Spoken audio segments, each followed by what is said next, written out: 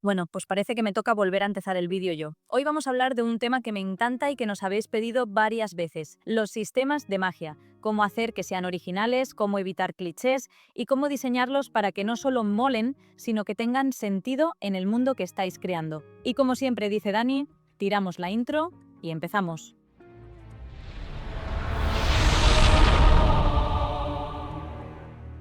¿De qué hablamos hoy, Iris?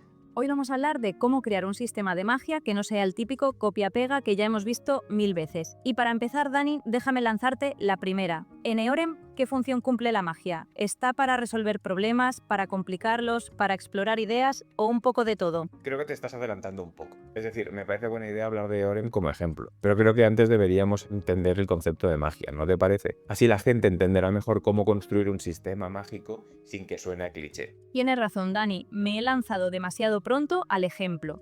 Vale, empecemos desde la base. Cuando hablamos de magia en un mundo de fantasía, no hablamos solo de lanzar rayos de colores. En realidad, lo primero es decidir qué papel juega la magia en tu mundo. ¿Es un misterio incomprensible que nadie domina del todo? ¿Es un sistema lógico, casi científico, que cualquiera puede aprender? ¿O es un poder raro, reservado a unos pocos, que cambia por completo el equilibrio social? Esa elección es la que marca todo lo demás. Reglas, tono de las historias y hasta los clichés que pueden aparecer. Sí, yo creo que lo primero que tendríamos que entender es la diferencia entre magia dura y magia blanda, que esto es algo de lo que habla mucho Brandon Sanderson. Básicamente la diferencia entre estos dos tipos de magia es lo justificado o no que están los poderes. Por ejemplo, magia blanda sería la que tiene Gandalf. Es un mago, tiene poderes, pero tampoco sabes qué es lo que puede hacer o no, ni tienes una justificación de cómo lo hace. Magia dura podría ser la alomancia en Nacidos de la Bruma. Entiendes todos los poderes, sabes cómo funcionan y qué es lo que pueden hacer. Harry Potter estaría en un punto híbrido, es decir, tú sabes qué es lo que puede hacer cada uno de los hechizos, sin embargo, no tienes una lista completa de hechizos. Por lo tanto, ahí se pueden sacar los hechizos de la manga que les dé la gana, ¿no? Y Eorem, antes de que lo preguntes, está en la categoría de magia dura. Sabía que lo ibas a decir antes de que te lo preguntara. Y me parece genial que lo hayas explicado con ejemplos claros, porque justo ahí está la clave. La dureza o blandura del sistema no lo hace mejor ni peor. Un sistema blando como el del Señor de los Anillos funciona porque la magia es misterio, mito, atmósfera. Uno duro como el de Nacidos de la Bruma engancha porque las reglas claras te permiten ver cómo los personajes juegan con ellas, incluso hacer plot twists lógicos. El problema viene cuando intentas crear un sistema de magia y acabas en el cliché de siempre. Bolas de fuego genéricas, curaciones milagrosas sin coste, o poderes que aparecen de la nada para salvar al héroe. Eso es lo que hay que evitar. Entonces la gran pregunta es esta: ¿cómo puede alguien evitar caer en clichés cuando diseña un sistema de magia?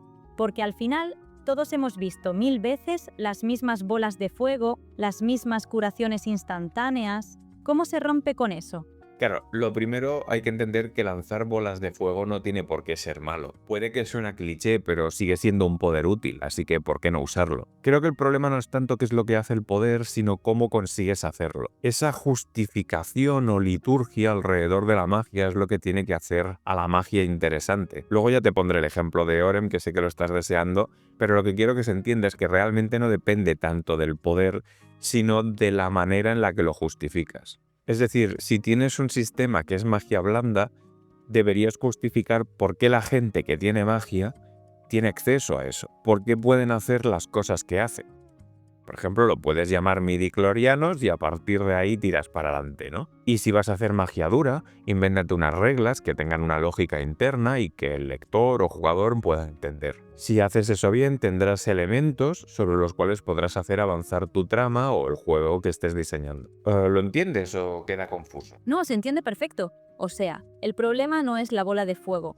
Es si esa bola de fuego aparece porque sí, sin coste, sin explicación y solo para salvar al héroe de turno. Lo que hace que la magia sea interesante es cómo la enmarcas. Si es blanda, ¿por qué esas personas tienen acceso a ella y cómo afecta a la historia? Si es dura, ¿cuáles son las reglas, las limitaciones y las consecuencias? Y creo que justo ahí está la parte divertida. Cuanto más claras o coherentes sean esas bases, más libertad tienes luego para jugar con ellas y sorprender al lector o al jugador. Exacto, creo que has tocado un punto a recalcar aquí. Usar magia o estar en un setting de fantasía no te da patente de corso para hacer lo que quieras cuando quieras y sacarte un Deus Ex Machina del culo cuando el guión lo necesite. Por muy fantasía que sea el setting y por muy dura o blanda que sea la magia, siempre hay unas reglas mínimas internas que debes establecer, contar al lector y respetar a muerte a lo largo de todo lo que haces. Cuando no haces eso es cuando se ve cutre y se dan todos esos problemas que comentabas antes. Tal cual, la magia no es una carta blanca para el guionista vago. Si no respetas tus propias reglas, los lectores y jugadores lo notan enseguida y pierden la confianza en tu mundo. Así que yo diría que la norma de oro es esta. Haz lo que quieras, pero luego sé coherente con lo que has prometido. Porque cuando respetas esas reglas, incluso lo más fantástico se siente real. Y creo que aquí, Dani, tu ejemplo con Eorem encaja perfecto para mostrar cómo aplicarlo bien. Vale, si quieres ya pasamos a ejemplos concretos de Eorem y te voy contando un poco. Para empezar, la magia de Eorem es magia elemental. Y dentro de estos elementos está el fuego, por lo tanto, lanzar bolas de fuego es algo que sí se puede hacer en Eorem. Luego sí que es cierto que existe este sistema de magia, que es la magia arcana, que funciona con unas reglas completamente diferentes, pero teniendo en cuenta que la magia elemental es la autóctona, vamos a llamarlo así, de Eorem, creo que para este ejemplo sería interesante centrarnos en ella. ¿Te parece? Perfecto, me parece ideal. Además, creo que a la gente le va a venir muy bien ver un caso práctico con la magia elemental. Porque claro, todos hemos visto fuego, agua, aire, tierra, pero lo que hace que no sea cliché es cómo lo justificas y cómo lo integras en el mundo. Así que dispara, Dani. ¿Cómo funciona exactamente la magia elemental en Eorem y qué la hace diferente de la típica magia elemental que hemos visto en mil sagas? Yo diría que existen dos cosas que hacen a la magia elemental de Eorem diferente. La primera es el precio y la segunda son las matemáticas que puedes hacer con ella. Vale, eso suena muy distinto ya de entrada. Hablemos primero del precio, porque una de las cosas que más suele romper los sistemas de magia es cuando parece que no cuesta nada usarlos. ¿Qué significa exactamente que en Eorem la magia elemental tiene un precio?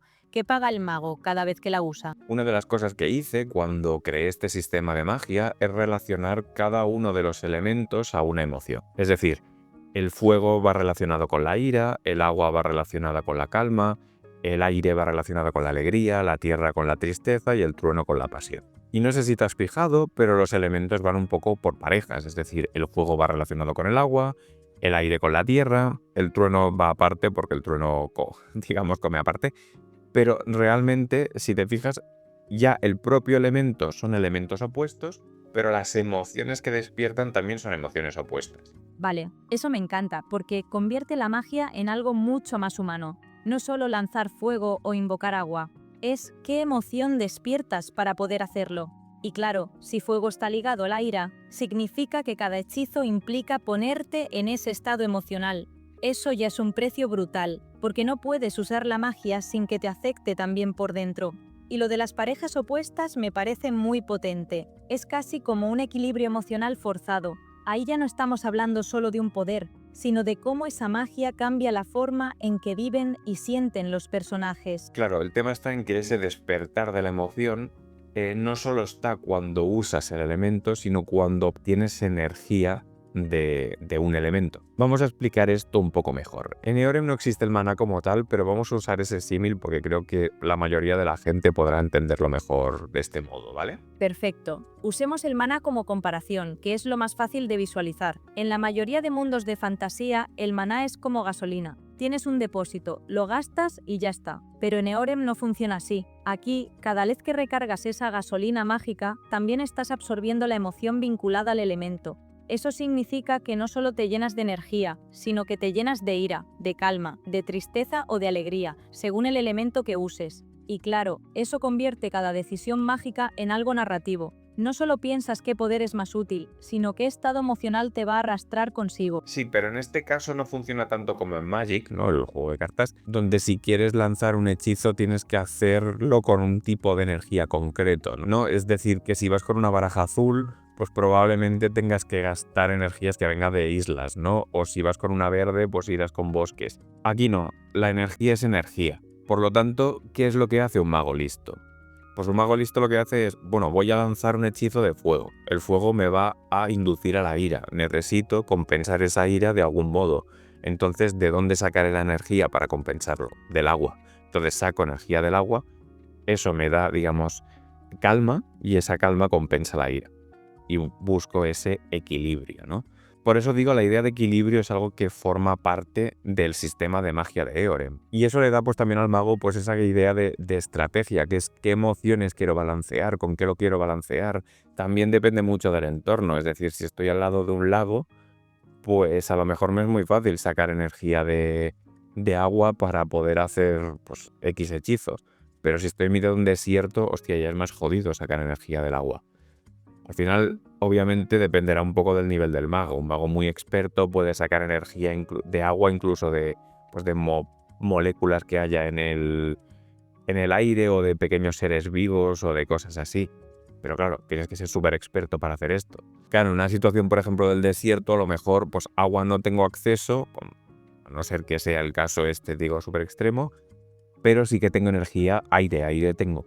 Entonces, a lo mejor, pues bueno, no es agua que me da calma, pero es aire que me da alegría y me compensa un poco mejor esa alegría con la ira que me da el fuego, ¿no? Entonces, es entender un poco ese tema de equilibrio de dónde voy a sacar la energía y luego qué es lo que quiero utilizar. ¿Entiendes el juego? La idea es que la magia te afecta emocionalmente y que a veces, pues si voy a usar magia de fuego y voy a estar cegado por la ira, pues es posible que la cague y cometa errores porque ese fuego me ha afectado emocionalmente. Entonces siempre se tiene que buscar como ese equilibrio emocional a la hora de utilizar la magia. Vale, ahora sí que lo pillo del todo. No es solo lanzar un hechizo, es casi como una partida de ajedrez emocional donde tienes que equilibrar lo que sacas y lo que gastas. Y eso tiene dos consecuencias brutales. Estratégicamente, porque según el entorno, el mago tiene más o menos recursos disponibles. Narrativamente, porque cada hechizo deja una huella emocional en el personaje. Es decir, no puedes lanzar fuego sin mancharte un poco de ira, igual que no puedes recurrir siempre a la tierra sin cargarte de tristeza. Y esa tensión constante es lo que hace único tu sistema. No es solo magia, es psicología pura. Perfecto, pues hablemos de la segunda diferencia, las matemáticas. Esto me intriga un montón, porque cuando alguien piensa en magia, rara vez piensa en números. ¿Cómo funcionan esas matemáticas en el sistema de Eorem y qué aportan a la magia elemental? Bueno, realmente eso no tiene tanto que ver con números, pero sí es una manera de hacer el sistema de magia más complejo. Verás, en este tipo de magia existe una cosa que se llaman los grados de la magia. Y esos grados de la magia tienen que ver con la cantidad de elementos que utilices a la hora de lanzar un hechizo. Es decir, grado 1 son hechizos básicos. Pues hechizo de fuego, hechizo de agua, hechizo aire, pues esto. Elementos sueltos, 1 a 1. Hechizos de segundo grado o de grado 2 son hechizos donde usas dos elementos a la vez. Pero claro, cuando usas dos elementos a la vez no significa que estás usando aire y tierra a la vez. No es decir, que estás controlando los dos elementos al unísono, sino que los estás fusionando en una escuela nueva. Por ejemplo, aire más tierra da arena. Y lo que estás haciendo es controlar una nueva escuela, que es la magia de arena, que funciona pues de esa suma de aire y tierra. Pues del mismo modo, pues en este caso arena es una escuela estable, porque aire, decíamos, es alegría y tierra es tristeza, por lo tanto se compensan entre sí.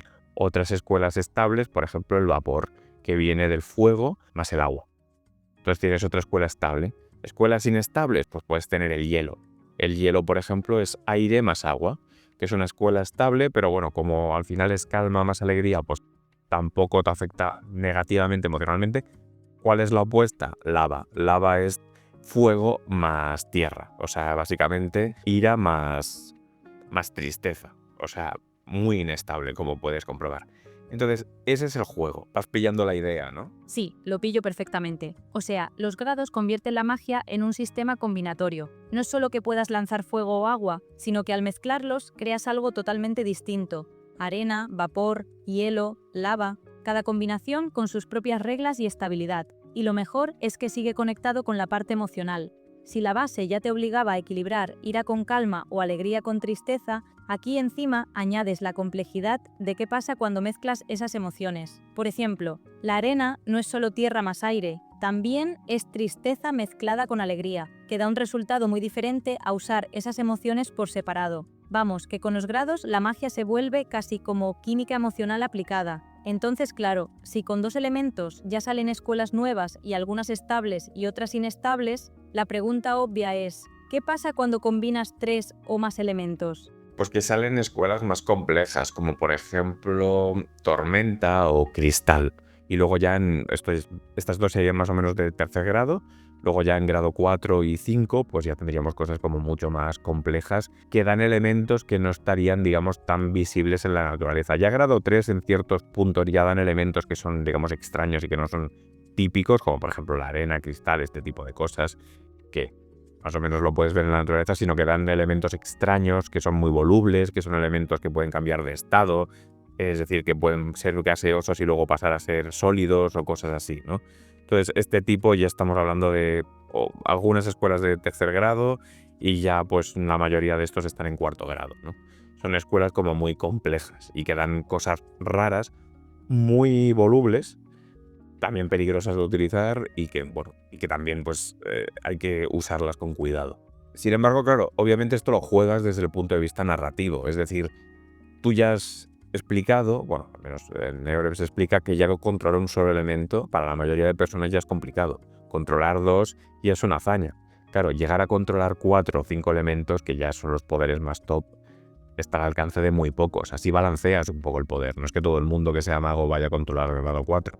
Entonces, este también es un tema. Lo tengo reservado pues para, por ejemplo, los druidas, que son como un tipo de mago muy concreto, de una zona muy concreta. Y bueno, pues ahí así que podíamos ver este tipo de cuestiones. Y luego ya el quinto grado, que sería ya usar todos los elementos a la vez, es el que desbloquea el poder sobre la propia vida. Y básicamente pueden controlar la vida, cómo afectar a cómo crece la propia vida, ¿no? Incluso pues temas de curación y todo este tipo de cosas con magia, pues haría con ese quinto grado. Nuevamente, sigue siendo algo al alcance de muy pocos, precisamente porque el poder es descomunal. Pero como te decía, al final la gracia es entender que Eorem es magia dura precisamente porque está explicado todo esto. De hecho, tengo una lista de qué es lo que sale cuando sumas elementos. O sea, todas las combinaciones que tú puedas hacer con elementos, yo tengo la lista que te dice, vale, pues si sumas esto y esto, te da esto, esto y esto te da esto. No hay nada que esté al azar. Y entonces el lector o el jugador puede entender cómo funciona esto. De hecho, en el juego de rol, en el juego de rol puedes llegar hasta tercer grado, ¿no? Cuarto y quinto grado no está permitido todavía. Seguramente en expansiones ya permita utilizar este tipo de magias, pero son demasiado tochas de momento y no las he querido incluir. Pero hasta tercer grado tienes la lista de absolutamente todo lo que puedas hacer. Y aunque te pueda costar llegar a ese nivel, porque obviamente existe esa evolución de personaje, tú sabes lo que puedes hacer. Y eso hace que cuando, por ejemplo, estás leyendo un combate de magia o estás leyendo tal, sabes cómo los magos están pensando. Yo qué sé, me lanza un hechizo de tierra, vale, pues si yo soy un mago habilidoso, puedo a lo mejor sumar aire a esa tierra y controlar arena. Y entonces ya el hechizo ya no le pertenece a él, me pertenece a mí porque yo he sumado un hechizo superior y ya estoy controlando su elemento con algo mío. Entonces existe como esta estrategia, este ajedrez que, claro, yo como escritor puedo hacer porque entiendo la base, pero el lector, como espectador, como entiende también la base, puede ir haciendo esa estrategia en su cabeza y decir, no, debería haber usado este elemento para hacer lo otro, no sé cuántos. ¿Sabes? Esa es la parte graciosa, la parte interesante de trabajar con magia dura como es este caso. Así que un poco volvemos al punto de antes. Aunque exista ese tema del cliché que decías tú, aunque podamos lanzar bolas de fuego, al estar todo contextualizado de esta manera, eso ya quita de que sea la típica bola de fuego cliché que hemos visto en mil sitios. Exacto, y ahí está la gracia. No es que lanzar una bola de fuego sea cliché, es que sin reglas ni consecuencias se vuelve plano. En Eorem, en cambio, hasta la bola de fuego más básica encaja dentro de un sistema con lógica, costes y posibilidades de combinación que la hacen única. Y justo eso es lo que separa un sistema de magia inventado deprisa de uno que realmente enriquece la narrativa o la partida, la coherencia interna. Porque cuando todo sigue una lógica clara, el lector o el jugador siente que el mundo es real, aunque lo imposible sea parte de las reglas. Eso es, yo lo que le diría a la gente es que no hace falta reinventar la rueda para hacer un sistema de magia interesante. Solo necesitan tener una buena lógica interna y una justificación para que el público se quede enganchado a su historia. Si se toman el tiempo en pensar esa justificación, eso les pagará a favor en todos los sentidos.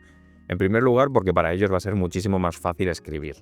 Y en segundo lugar, porque el lector va a poder estar, bueno, el lector, el jugador, va a poder estar muchísimo más enganchado en la historia porque va a entender realmente qué es lo que está pasando ahí. Así que por mi parte nada más que contar aquí. ¿Tú quieres añadir algo? Sí, solo añadiría que la magia al final es un reflejo de tu mundo y de tus personajes.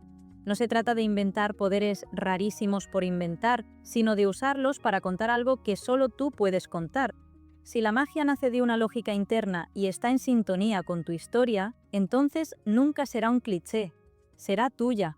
Y con eso creo que ya tenemos más que suficiente por hoy. Si os ha gustado, dejadnos en comentarios qué otros aspectos de la creación de mundos queréis que exploremos. Y ya sabéis, nos vemos en 2 semanas. Bueno, ya que te ha dado por despedir el vídeo a ti, como mínimo recuérdales que se suscriban, ¿no? Tienes razón, se me olvidaba lo más importante. Así que ya sabéis, suscribíos al canal, dadle a la campanita y así no os perdéis ninguno de los vídeos que vienen. Ahora sí, nos vemos en 15 días. ¿Contento, jefe? Sí, genial, Iris. Y lo dicho, hasta la próxima. Adiós.